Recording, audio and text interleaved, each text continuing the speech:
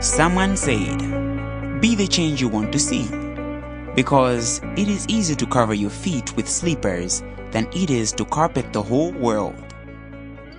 While most people wait for politicians to develop their communities, one daring young man has taken matters into his own hands. Having realized that if he waits for the politicians or the government to act, he may have to wait forever, he took the first step to transform his community, and he is making great strides. We are at Ngala, a fishing village located near Duangwa in Nkhotakota, Central Malawi. We are here to witness how a former cattle herd and fisher boy turned out to love education so much that he is building schools. We are here to follow the roots of Banonie Mwale, the founder and director of the Banonie Mwale Foundation. Banonie Mwale ni mwana wange nditu kama mwana wake Mwale. Mwana bado bombano. Banonie Mwale is my sister's son. He grew up in a very difficult way. Both his parents died when he was still young.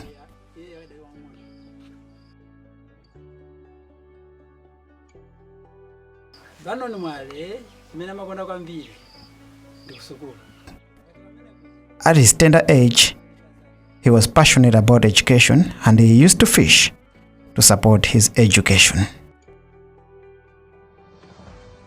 As we walk towards his grandfather's house, there are gardens and trees all around us, just like any Malawian village. Given the reputation fishing villages have when it comes to ignoring education, one would be tempted to ask themselves, can anything good come from Ngala? Yes, something very good came out of this fishing village. A son, not just an ordinary son, but a son who has set his mind to transforming his community. Who is this man doing the work that is normally left for politicians? Banonie grew up here. Having lost both his parents earlier, his fate was left in the hands of his relatives. But mostly, Banonie learned to take care of himself at a very tender age. He spent his preschool years herding his grandfather's cattle together with his cousins, until he realized that he needed to be in school like most boys from his village. Even though his grandfather was against this idea, he pushed on until he got enrolled at Ngala Primary School.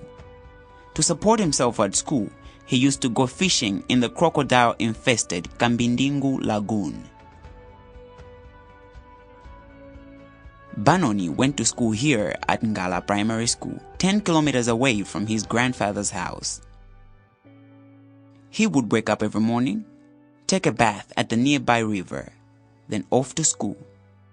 He recalls traveling 10 kilometers to get here when he was young. Even though he would go to school on an empty stomach, his parents would try their best that there is some food when he comes back home. His teacher has fond memories of Banonie. But very little. I remember Banonie Mwale. I don't know what actually made him. Now, in this class, there were no desks. Learners, they were just sitting only the floor. But him, only him, he was taking a very small chair and sitting, not necessarily him sitting on the floor, but he was taking a very small chair. I should say ordinary chair. Them two, and in standard 5, he was number 3 in those days we are saying. But had it been, it is these days, it would be in a position of grade 4. What gave us interest was that none of his parents went to school, so we gave him all the necessary support so that he can be educated. It is obvious that for Banonie, the road to education was not rosy. Banonie had to endure numerous obstacles to get where he is now, and he doesn't want the same repeated for the new generation of children from his beloved village. When he secured work in Dubai, he started saving some of his hard-earned money with the aim of building a nursery school at his home village. He named it the Jenny Naylor Nursery School, in honor of a friend who inspired him to achieve greatness. The school feeding program encourages a lot of learners to enroll, and they don't pay any fee. The school has helped us to develop and curb the challenge of illiteracy levels in our community. Banonie's dream hasn't stopped there. He is also constructing a primary school, and he says his intention is to build a full boarding secondary school to make sure that the wards he has started training in the nursery school are able to access all their schooling close to home.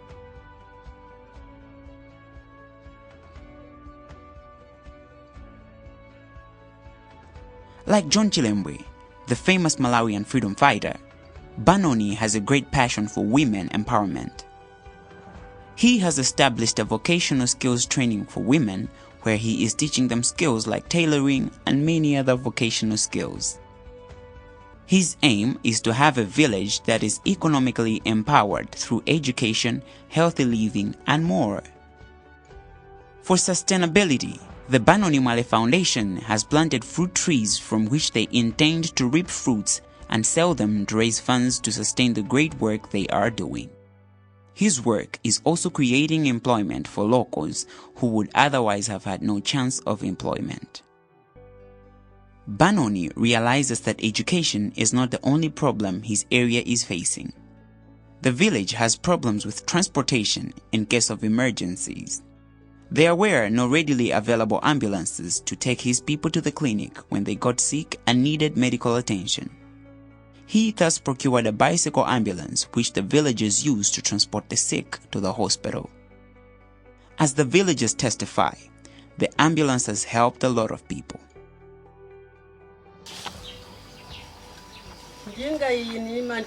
This tricycle has helped me a lot. For instance, when I'm sick, they take me to the hospital using this tricycle. It has also helped other people in this village, including expectant women.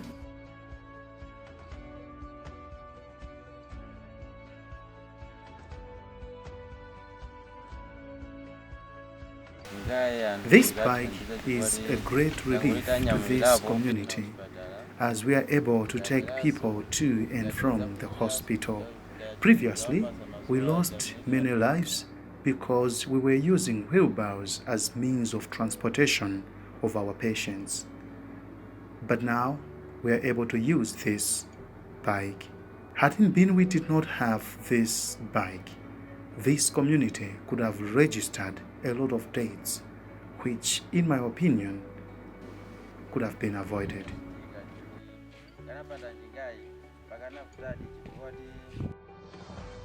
His philanthropic hand does not stop at helping fellow villagers. No, Banonie is extending his giving arm to all schools all around Duangwa.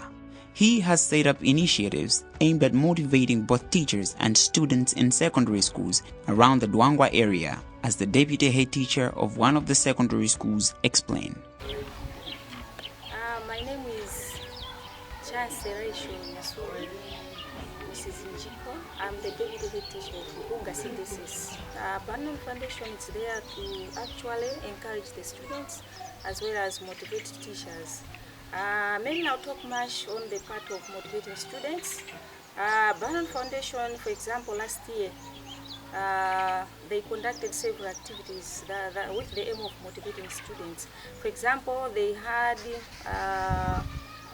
the competition whereby students had to write the examinations. Now, teachers from different schools in this Walemera cluster, they formulated the exams, and then at the end of the day, the students wrote and they competed.